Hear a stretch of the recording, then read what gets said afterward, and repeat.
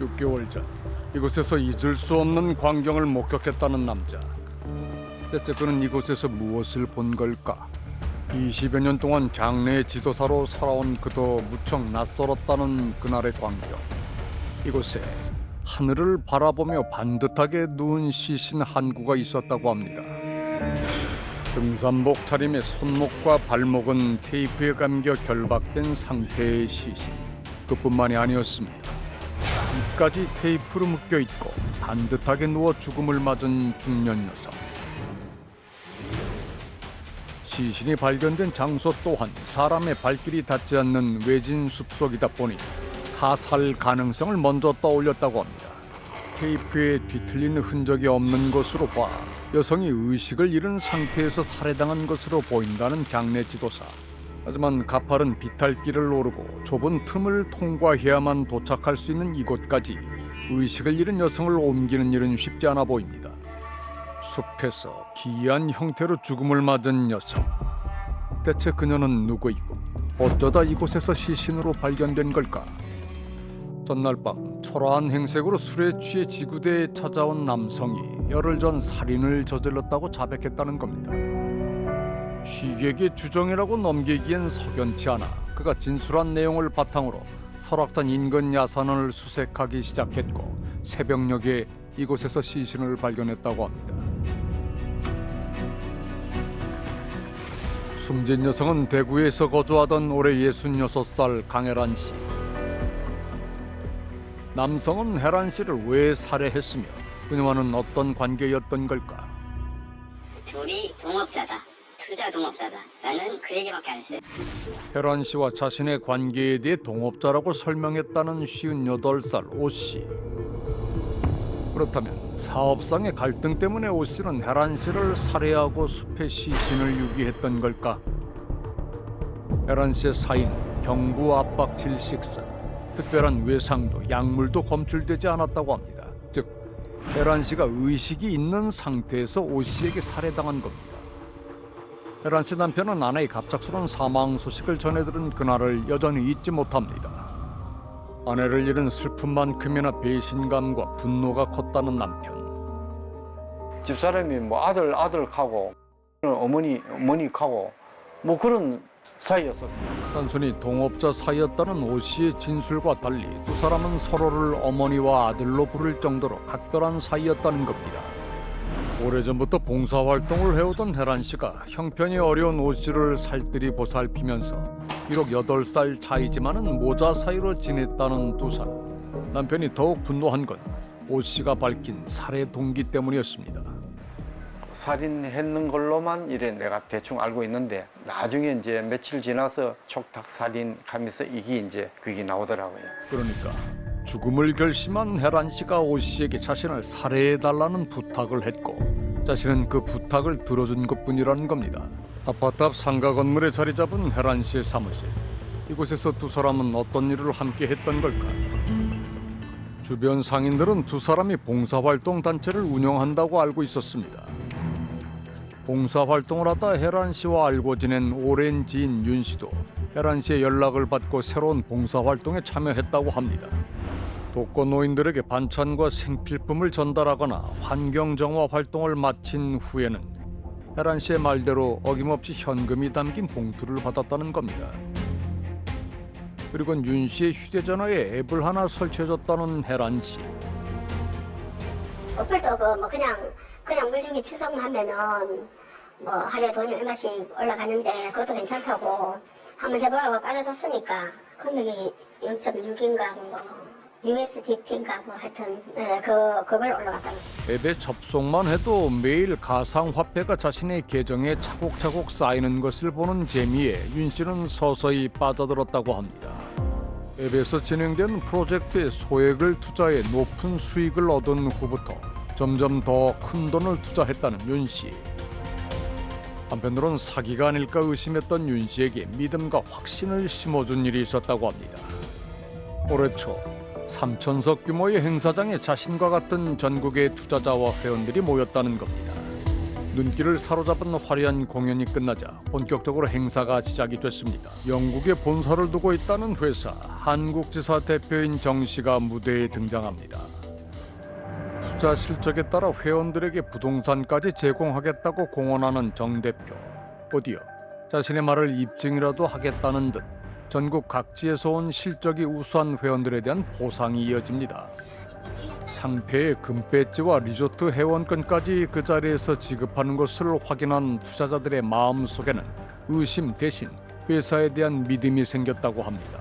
누적 투자액에 따라 등급이 정해지고 등급이 높을수록 같은 돈을 투자해도 수익률이 더 높아지는 구조. 그 안에서 일종의 꼼수가 등장했다고 합니다.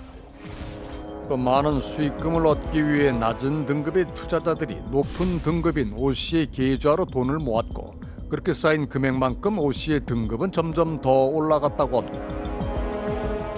우리가 대구에서 지역 봉사단체에 장들을 많이 맡고 후원단체 같은 데도 장을 많이 맡았어요.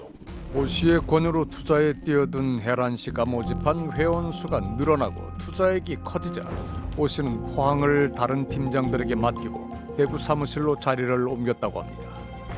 공동 투자한 상품의 수익금이 나오면은 투자액에 따라 수익금을 정확하게 계산해 회원들에게 일일이 입금했다는 O씨. 시간이 지나면서 회원들의 신임을 얻고 투자 실적으로 회사의 인정을 받은 O씨는 재정부장 직책까지 맡았다고 합니다.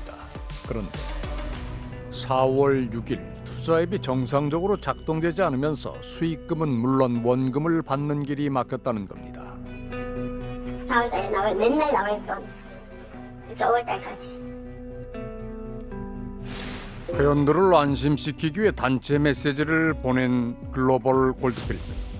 투자자들이 몰려 일시적으로 시스템이 지연되는 것일 뿐 곧 정상화될 것이다. 만약 문제가 생기더라도 본사에서 모든 손실을 책임질 것이라는 내용이었습니다. 투자자들은 그 말을 믿었다고 합니다. 4월 6일부터 프로모션이 막 그냥 24시간짜리, 12시간짜리, 10시간짜리, 6시간짜리 막 돌아가니까 투자 기간이 짧게는 며칠에서 길게는 몇 달이었던 기존 상품과 달리 4월 초순에는 하루가 채 지나가기도 전에 원금과 수익을 받을 수 있는 시간제 프로모션이 쏟아졌다는 겁니다. 일주일 만에 돈 1억 1천만 원 갖다 넣었어. 여자친구도 일주일 만에 돈을 갖다 2억을 갖다 넣은 사람. 수천만 원에서 수억 원에 이르는 돈을 추가로 투자했지만 회사에서 정상화를 약속했던 날이 다가올수록 불안은 더 커졌다고 합니다. 그때 이미 난리 났지. 목바지도 오고 낮자리가 기다리던 분들이 한두 명이가 그랬는데 기다리려고 했죠. 기다렸는데 이분들도 못 견디니까 이제 도망가야 될 입장이죠. 투자자들을 달래던 O씨와 혜란 씨도 한계에 부딪힌 상황. 전국 각지의 팀장들 또한 사태 파악을 위해 서울 본사 사무실로 향했고 투자자들은 서로의 정보를 공유하며 그동안 회사에 가졌던 믿음이 불신으로 굳어갔다고 합니다. 마침내 이 사태에 대해 답을 줄 수 있는 유일한 인물 정 대표와 연락이 닿았다는 투자자들. 여보세요? 본사 직원들이 운영을 하고 관리를 했지 제가 운영을 하거나 관리를 하지 못했습니다. 리그로에서 관리하는 걸로 저도 들어서 그렇게만 알고 있었지. 영국 본사가 투자를 직접 운영 관리했고 투자 앱 또한 투자받는 회사 측에서 관리했다는 겁니다. 자신은 그저 지원 업무만 담당했다는 정 대표. 앞으로의 대응 방안을 논의하기 위해 서울 본부와 지역 팀장들의 회의가 이어졌지만 재정부장이었던 O씨는 모습을 보이지 않았다고 합니다. 분명 서울 본사에 간다던 두 사람은 왜 목적지를 바꿔 강원도로 향한 걸까? 회사 내부와 깊이 관련돼 있던 O씨가 사기의 행각이 발각되자 도피했을 가능성이 있다는 겁니다. 그렇다면 혜란 씨는 어느 정도 관련된 걸까? 혜란 씨 또한 글로벌 골드필드에 투자하라고 주변에 적극적으로 권유했다고 합니다. 두 사람은 다단계 금융 사기라는 것을 알고도 사람들을 속인 공범이었던 걸까? 아니면은 자신들마저 모르고 속았던 걸까? 1차적으로 공소제기된 사람만 2,400명 정도이고 그 이후에 추가적으로 고소한 사람들이 몇백 명 단위로 지금 들어가고 있고 피해 규모를 저희가 어림잡아도 한 4, 5천 명 이상은 될 것 같습니다. 1인당 되게 1억에서 1억 5천 정도의 그런 식으로 산정을 해본다면 한 4천억에서 5천억 정도? 피해 추산액만 5천억 원에 이른다는 글로벌 골드필드의 금융사기. 그렇다면 한국지사 대표 정 씨의 정체는 뭘까? 주간지와의 인터뷰에서 자신을 중국 동남아 지역의 사업가로 소개했던 정 대표. 그의 진짜 과거는 불법 도박 사이트 운영자인 것으로 밝혀졌습니다. 영국 본사의 지시에 따라 지원만 했다던 정 대표는 처음부터 투자 사기를 계획했던 주범이라는 겁니다. 수사기관에서 밝혀진 바에 의하면 그 밑에서 일했던 조직원들에 대해서 그 피고인이 했던 말들, 조이파를 거론하면서 단기간 내에 많은 투자금을 해서 큰 수익을 내고 본인은 캄보디아로 다시 복귀를 할 거다. 2024년 1월경 10층짜리 호텔을 빌려 구체적인 범행 계획에 착수했다는 정 씨와 그 일당들. 출입구엔 무장경비원까지 배치해 각국에서 모집한 조직원들을 철저하게 통제했다고 합니다. 이곳에 있었던 조직원에 따르면 2023년 12월부터 범행을 계획하고 캄보디아 공범들에게 한국에서의 사업을 제안한 인물도 정 대표라는 겁니다. 대형 금융투자 사기 사건 피해자들의 법률 자문을 오랫동안 해왔지만 이들의 범행 수법은 생소하다는 이민석 변호사. 일반적인 다단계의 경우 몇 사람이 시작해 장기적으로 조직이 결성되는 반면 국외의 범죄 조직을 먼저 결성해 국내에서 실행에 옮기는 정 대표의 수법은 새로운 사기 수법이라는 겁니다. 이 사건으로 현재까지 기소된 핵심 공범은 구속된 정 대표를 포함해 4명. 범죄 단체 조직 사기 등의 혐의가 적용됐습니다. 오 씨와 혜란 씨는 이들과 관련이 없는 것으로 파악이 됐습니다. 그렇다면 왜 두 사람은 함께 목숨까지 버릴 결심을 한 걸까? 내가 책임진다 했고 나한테뿐만 아니라 모든 사람에게 내가 책임질게. 정말 자신들이 투자를 권유한 피해자들에 대한 죄책감 때문이었을까? 실제로 글로벌 골드필드의 투자 사기 피해자 중 비극을 맞이한 이들이 있습니다. 우리 아저씨 일주일 동안 울다 갔다고요. 화장실에서. 우리 애가 충격 먹어가지고 지금 우울증 치료받고 있어요. 애도 11살인데요. 장애인 아들이 하나 있어요. 신랑도 아프거든요. 암인데 언니의 손길이 안 가면 안 되니까 장애인 아들은 딸한테 맡겨놓고 신랑한테 이제 얘기해서 같이 이제 했나 보더라고, 동반 자살을. 혜란 씨 사망 열흘 뒤 경찰에 자수한 오 씨 또한 두 사람이 동반 자살을 결심한 이유에 대해 투자자들에 대한 죄책감을 언급했다고 합니다. 그런데 두 사람이 동반 자살을 시도했다고 보기에는 어색한 지점이 있다고 전문가들은 지적합니다. 동반 자살하는 방법은 여러 가지가 있습니다. 굳이 이렇게 어렵고 피해자가 고통스러운 방법들을 선택을 했을까? 어떤 사람이 자살 의지를 갖고 있을 때 그 사람이 부탁을 받아서 어떤 목숨을 끊는 일을 실행해주면 그게 촉탁 살인이 되는 건데요. 그 사망한 사람의 자살 의지가 확고했느냐, 그 자살 의지를 가진 사람이 이 범인한테 자기를 죽여달라고 부탁했느냐, 그 문제거든요. 혜란 씨가 정말 생을 마감하겠다는 의지가 있었는지, 그 방법까지 동의한 게 맞는지가 촉탁살인 혐의를 가르는 가장 중요한 기준이라는 겁니다. 오 씨는 경찰 조사에서 혜란 씨와 함께 있을 때 자신이 먼저 극단적 선택을 언급했다고 진술했습니다. 전문가들은 오 씨에 의해 혜란 씨가 죽음에 이르렀을 가능성을 제기합니다. 특히 오 씨가 혜란 씨의 휴대전화를 버렸다는 사실에 주목했습니다. 외부와의 연락을 통제함으로써 씨가 다른 생각이거나 합리적 생각을 할 수 없도록 유도했을 가능성이 있고요. 씨가 극단적인 상황으로 가도록 계속 몰아갔을 수도 있죠. 외부와의 연락이 끊긴 혜란 씨가 비극적인 결심에 이르도록 지속적인 압박을 받았을 개연성이 높다는 겁니다.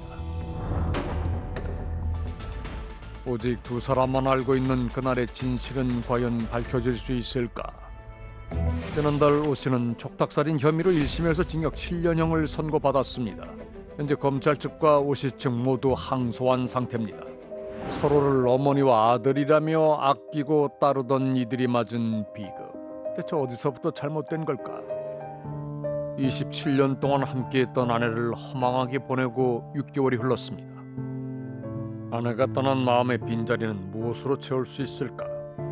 여전히 그날의 비극에 대한 의문이 가시지 않은 혜란 씨 가족에게 이제 오 씨가 그 답을 할 차례입니다.